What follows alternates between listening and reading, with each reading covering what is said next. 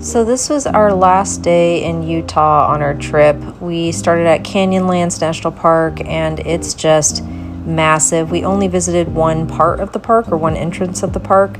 You're basically looking at millions of years of the earth being carved out, and it just doesn't look real. Also, it's one of the darkest places in the country at night, which I didn't really get to fully appreciate because, we didn't go back into the park at nighttime. But as you can see, the views are truly epic. You can do a lot of interesting hikes around the perimeter of the canyon and plateau. And I don't know what I was doing here, trying to get a cool perspective. I thought that was funny. And then, you could see how the water, when it rains, it creates these interesting trails or routes along the canyon floor. That's also where animals walk around, and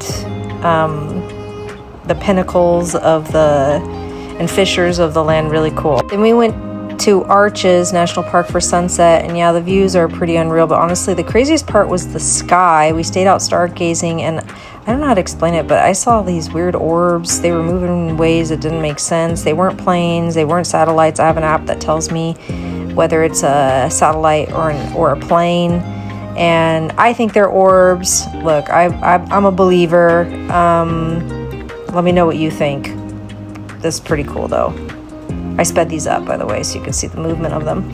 Then we saw these two leaving Moab. They were the cherry on top of our trip. And then this is Emery, really cool rock formations, plateaus. Then we made our way to Paragona, which is which is also known as the Parawan Gap. It has petroglyphs that are believed to be anywhere from hundreds to possibly thousands of years old. Some archaeologists think parts of it may have even worked like an ancient solar calendar, and nobody really fully agrees on what all the symbols actually mean. And the site was used by different groups over generations, including the Fremont people, or the First Peoples, and ancestors of today's Paiute and the Hopi tribes. So you're basically looking at a bunch of layers of human history carved into this stone. It's a self-guided walking tour with signs that talk about the history of the area. And you also see some graffiti from the Mormons when they came through the first time. Now we're at Kershaw-Ryan State Park. Andre made the most epic fire that night. Oh my gosh, I was like warm to the marrow of my bone. It was amazing. There's a cool frog we found, or toad, or whatever that was. And good morning.